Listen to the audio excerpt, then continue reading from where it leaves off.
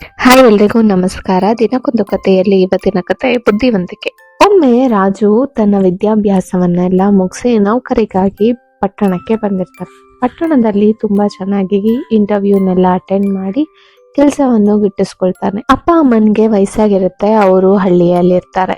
ಒಂದ್ಸಲ ಏನಾಗೋಗುತ್ತೆ, ಅಮ್ಮನ್ಗೆ ತುಂಬಾ ನೋವು ಬಂದ್ಬಿಡುತ್ತೆ. ಮಗ ರಾಜು ಪಟ್ಟಣದಲ್ಲಿ ಇರೋದಕ್ಕಾಗದೆ ಓಡಿ ಬರ್ತಾನೆ ಅಪ್ಪ ಅಮ್ಮನ ನೋಡ್ಕೊಳ್ಳೋದಕ್ಕೆ ಅಂತ. ಹೀಗೆ 2-3 ಸಲ ಹುಷಾರಿಲ್ಲದೆ ಅವನು ಕೆಲ್ಸಕ್ಕೆ ಹೋಗೋದಕ್ಕೆ ಆಗಲ್ಲ. ಸರಿ ಅಂತ ಒಮ್ಮೆ ಅಪ್ಪನ್ಗೆ ಹೇಳ್ತಾನೆ, ಅಪ್ಪ ಈ ತರ ಪದೇ ಪದೇ ನಾನು ಹೋಗಿ ಬಂದು ಮಾಡಿದ್ರೆ ಕೆಲಸಕ್ಕೆ ಅಡೆತಡೆ ಆಗುತ್ತೆ, ಹಾಗಾಗಿ ನಾನು ಹೇಳ್ತಾ ಇದ್ದೀನಿ ಈ ಮನೆಯನ್ನ ಮಾರಾಟಕ್ಕೆ ಇಡೋಣ. ಮನೆ ಮಾರಿ ಅದರಿಂದ ಬಂದ ಹಣದಲ್ಲಿ ಪಟ್ಟಣದಲ್ಲಿ ಹೋಗಿ ನಿಲ್ಸೋಣ, ಅಲ್ಲೇ ಒಂದು ಮನೆ ತಗೊಂಡು ಇರೋಣ ಅಂತ ಹೇಳ್ತಾರೆ. ಅಪ್ಪ ಅಮ್ಮನ್ಗೆ ಮಗನ್ನ ಬಿಟ್ಟು ಇರೋದಕ್ಕೂ ಕಷ್ಟ ಆಗುತ್ತೆ, ಮನೆ ಸ್ವಂತದಾಗಿರೋದ್ರಿಂದ ಅದನ್ನು ಬಿಟ್ಟು ಇರೋದಕ್ಕೂ ಕಷ್ಟ ಆಗುತ್ತೆ. ಸರಿ ಬಿಡು, ಆದ್ರೂ ಎಷ್ಟು ದಿನ ಆದ್ರೂ ನಾವು ಕೊನೆಗೆ ಮಗನ ಜೊತೆನೆ ಇರ್ಬೇಕು ಅಂತ ಡಿಸೈಡ್ ಮಾಡ್ಕೋತಾರೆ. ಸರಿ ಅಂತ ಮನೇನ ಮಾರಾಟಕ್ಕೆ ಇಡ್ತಾರೆ. 2-3 ತಿಂಗಳಾದ್ರೂ ಯಾರು ತೆಗೆದುಕೊಳ್ಳೋದಕ್ಕೆ ಬರೋದೇ ಇಲ್ಲ. ಆಗ ಅಪ್ಪನ್ಗೆ ಒಂದು ಐಡಿಯಾ ಬರುತ್ತೆ, ಸರಿ ತಿರುಪತಿಗಾದ್ರೂ ಹೋಗ್ಬಿಟ್ಟು ಬರೋಣ ಅಂತ ಅನ್ಸತ್ತೆ. ತಿರುಪತಿಗೆ ಹೋಗಿ ಅಲ್ಲಿ ಒಂದು ಹರಕೆಯನ್ನ ಹೊತ್ಕೊಂಡ್ ಬರ್ತಾನೆ.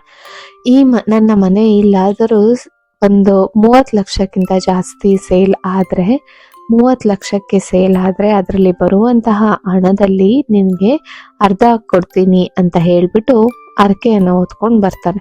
ಬಂದ ಮಾರನೇ ದಿನನೇ ಸೇಲ್ಗೆ ಅಂತ ಯಾರೋ ಬರ್ತಾರೆ. ಬಂದವರು 35 ಲಕ್ಷಕ್ಕೆ ಮಾತಾಡ್ಕೊಂಡು ಹಣವನ್ನು ಕೊಟ್ಬಿಟ್ಟು ಹೋಗ್ತಾರೆ. ಆಗ ಅಪ್ಪನ್ಗೆ ಅನ್ಸುತ್ತೆ, ಅಯ್ಯೋ ನಾನು ಎಂತ ಎಡವಟ್ ಮಾಡ್ಬಿಟ್ಟೆ, ಈ ಮನೆಯನ್ನ 30 ಲಕ್ಷಕ್ಕಿಂತ ಜಾಸ್ತಿ ಯಾರಾದ್ರೂ ಕೊಂಡ್ರೆ ಅದರಲ್ಲಿ ಅರ್ಧವನ್ನ ಕೊಡ್ತೀನಿ ಅಂತ ಬೇರೆ ದೇವರಿಗೆ ಹೇಳ್ಕೊಂಬಿಟ್ಟು ಬಂದಿದ್ದೀನಿ ಅಂತ ಅನ್ಸುತ್ತೆ. ಸರಿ, ಅವಾಗ ಒಂದು ಒಳ್ಳೆ ಉಪಾಯ ಹೊಡೆಯುತ್ತೆ. ಈ ಮನೆಯನ್ನು ಕೊಂಡ್ರೆ ಅದ್ರ ಜೊತೆ ಒಂದು ವಸ್ತುವನ್ನ ಫ್ರೀಯಾಗಿ ಕೊಡ್ತೀನಿ ಅಂತ ಹೇಳ್ತಾರೆ. ಯಾಕೆ ನಮಗೆ ಬೇಡ ಅಂದ್ರೆ, ಸರಿ ಈ ವಸ್ತುವಿಗೆ ನೀವು ಬೆಲೆಯನ್ನು ಕಟ್ರಿ, ಅದ್ರ ಬದಲು ನಿಮ್ಗೆ ಮನೆಯನ್ನ ಕೊಡ್ತೀನಿ ಅಂತಾರೆ. ಓ ಹೌದಾ ಅಂತ ಸರಿ ಅಂತಾರೆ. ಏನು ಆ ವಸ್ತು ಅಂದ್ರೆ, ಒಂದು ಚಿಕ್ಕದಾದ ಬೊಂಬೆ ಇರುತ್ತೆ ನೋಡಿ. ಈ ಬೊಂಬೆಯನ್ನ ನೀವು 35 ಲಕ್ಷ ಕೊಟ್ಟು ತೆಗೆದುಕೊಂಡ್ರೆ ನಾನು 2 ರೂಪಾಯಿ ಬೆಲೆ ಬಾಳುವ ಈ ಮನೆಯನ್ನ ಫ್ರೀಯಾಗಿ ಕೊಡ್ತೀನಿ ಅಂತ ಹೇಳ್ತಾರೆ. ಮನೆಯವ್ರಿಗೂ ತುಂಬಾ ಖುಷಿ ಆಗೋಗುತ್ತೆ. ಸರಿ ಬಿಡು, ಹೇಗಾದ್ರೂ ಆಗ್ಲಿ ಈ ಬೊಂಬೆಯನ್ನು ತೆಗೆದುಕೊಂಡ್ರೆ ಈ ಮನೆ ಸಿಗುತ್ತಲ್ಲ ಅಂತ ಅಂದ್ಬಿಟ್ಟು ಮನೆಗೆ ಕೊಡ್ಬೇಕಾಗಿರೋ ದುಡ್ಡನ್ನ ರಿಜಿಸ್ಟರ್ ಮಾಡ್ಬಿಟ್ಟು ಕೊಡ್ತಾರೆ.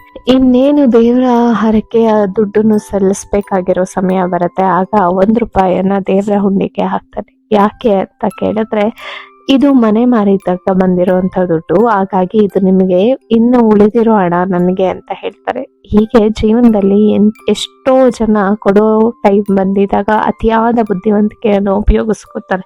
ಈ ಚುರುಕು ಬುದ್ಧಿಯಿಂದ, ಸ್ವಾರ್ಥತೆಯಿಂದ ಕೊಡೋದನ್ನ ಬಿಟ್ಬಿಟ್ಟು ಬೇರೆ ಎಲ್ಲದನ್ನು ಯೋಚನೆ ಮಾಡ್ತಾರೆ. ನಾವು ಯಾರಿಗಾದ್ರೂ ಒಬ್ರಿಗೆ ದುಡ್ಡನ್ನ ಕೊಡ್ಬೇಕು ಅನ್ನುವಾಗ ಪ್ರೀತಿಯಿಂದ ಕೊಡ್ಬೇಕು ಅಂತ ಹೇಳ್ತಾ ಇವತ್ತಿನ ಕಥೆಯನ್ನ ಮುಗಿಸ್ತಾ ಇದ್ದೀನಿ. ನಾಳೆ ಮತ್ತೊಂದು ಹೊಸ ಕಥೆಯೊಂದಿಗೆ ಭೇಟಿಯಾಗೋಣ. ಅಲ್ಲಿಯವರೆಗೆ ನಮಸ್ಕಾರ. Thank you so much.